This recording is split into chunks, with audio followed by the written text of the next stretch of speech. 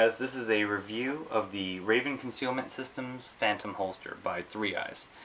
I just want to give you guys a review of this because this holster is getting a lot of notoriety. You might have seen it on the Magpul Dynamics videos. Chris Costa and Travis Haley were probably modeling them on their hip. And so I just wanted to give you guys a quick synopsis about what this holster is all about and see if it's worth the 8-week wait and $85 that it's going for. Right now what you're seeing is a model that's been made for the Smith & Wesson M&P9 with a thumb safety. It's featuring a Magpul Dynamics cut, which means that it has a straight drop and that the sweat shield is lowered on the back side of it. I want to let you know that this pistol has been safety checked in my failed outtakes, but just to show you real quick, I'm going to show you that there is no magazine in the firearm itself, and in addition to that, there is no round in the chamber. I'm checking with my finger. So what we're seeing today is a holster that features a lot of versatility. I'm going to try to just go over this real quickly. You see all these vent holes, sorry, not vent holes, these rivet holes. And they're not just for looks. They offer a variety of different mounting points and options. So you can adjust the cant for whatever type of configuration you want for your carry. Also, the different types of mounting options are numerous for this kind of holster. You'll take a look and you'll see that right now it's featuring an over waistband belt attachment. There's the inner waistband loops as well. Raven Concealment Systems also offers leather, a paddle option, I think maybe 2 paddle options actually, and you know, just never-ending possibilities with this holster. They really thought out how this holster could be applied for a variety of different tasks and needs, and I think Raven Concealment really did go above and beyond with that kind of regard. It might look a little odd because this is not what you're used to seeing in a leather holster or even a Kydex holster, but the guys over at Raven Concealment, they thought this out. They thought it out very well as well. One thing to note about the Raven Concealment Magpul Dynamics cut is that there are more rivet holes than a standard version, and that's to give people more options as to how to carry in different configurations. So the next point I want to hit is the build quality. I gotta say that Raven Concealment holsters, they have made this into an art form. Kydex, I'm saying. I wouldn't say that they've revolutionized holster making, but in terms of Kydex workmanship, it is amazing. You could probably equate this to the Kydex of Millet Sparks for all you concealed carrier shooters out there. You'll know that there's just a high quality when it comes to this Kydex.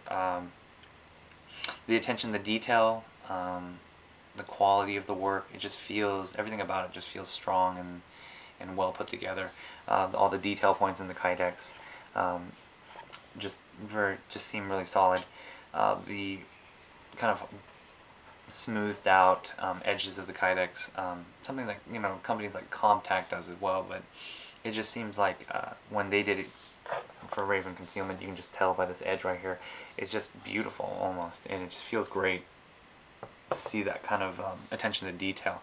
Even the sight channel on this holster is probably one of the better ones. It's probably not as defined as a Comp-tac sight channel, but definitely beats out most of the hybrid ones that I've seen, with the exception of the M-tac. So the crossbreed only has a 3/4 channel, and I found that some of my guns would actually carve out the Kydex with my front sight, and I just never felt really strongly about that, or good about that. So it's nice to see that this one actually has a pronounced sight channel that's sufficient for this. I don't know about match sights, but for standard sights it works quite well. The other things that are nice in terms of attention to detail is that when you order a Kydex holster for the M&P9 with a thumb safety, one of the things they'll note is that the safety has to be engaged for this holster. I don't know who they have over there, obviously a guy who shoots M&P9s, but the way the holster works, there's no way to disengage that safety while this gun is in its holster. That being also true, if you take a look, even if I do disengage the safety and try to reholster it, it automatically engages, which is a really snazzy way of doing it. And I don't know if you saw that, but I'll do it one more time just in case. Fancy, right? The fit. This is a big thing about holsters. What good is a holster if you're not going to wear it because it's not comfortable?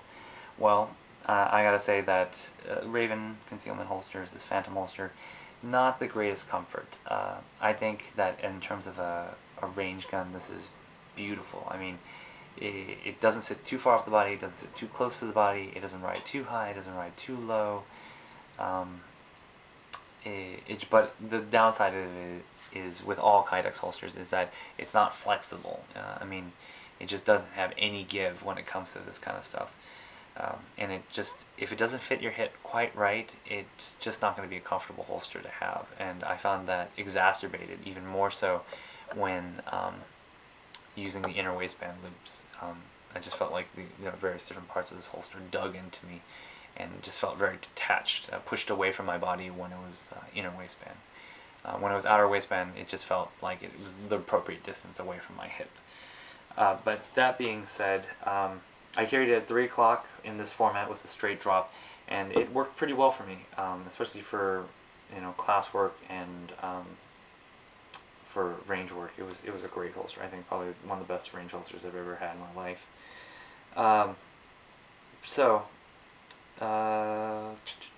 We covered the versatility, the quality, the fit. The price being $85. Is there a reason why this holster is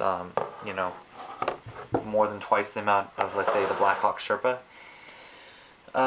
Again, also another great range Kydex holster. I think if I had the money, and obviously I did enough to buy both of these, I would always go with the Raven Concealment holster. Just everything about it just felt solid and clean and crisp, and the different points of option. So if you didn't want to mount it here, you could mount it a little lower in case of, depending on what height you like to carry. Just gave so many options, and the quality of the craftsmanship is just so high that you just felt kind of even proud to carry one of these, regardless of the fact that Magpul Dynamics use it or not, or Magpul Video, Chris Costa and Travis Haley use them. Just this holster is a great holster, hands down. They try to advertise that it would be the jack of all trades, but it was actually better than that. The king of all trades. I don't know. I think jack of all trades is a pretty appropriate term for this. It doesn't do anything perfectly, but it does a lot of things well. So I would agree that this is a great holster to have as an option for IDPA, for range duty, for even concealed carry. I think in the right setting, maybe with the proper cant and the right loops, maybe leather loops or a nice paddle, this could be a really great concealed carry platform as well. So if you guys have any questions, let me know. I'll try to do my best to answer them. Yeah, so this is a 3 eyes review of the Raven Concealment Systems Phantom holster.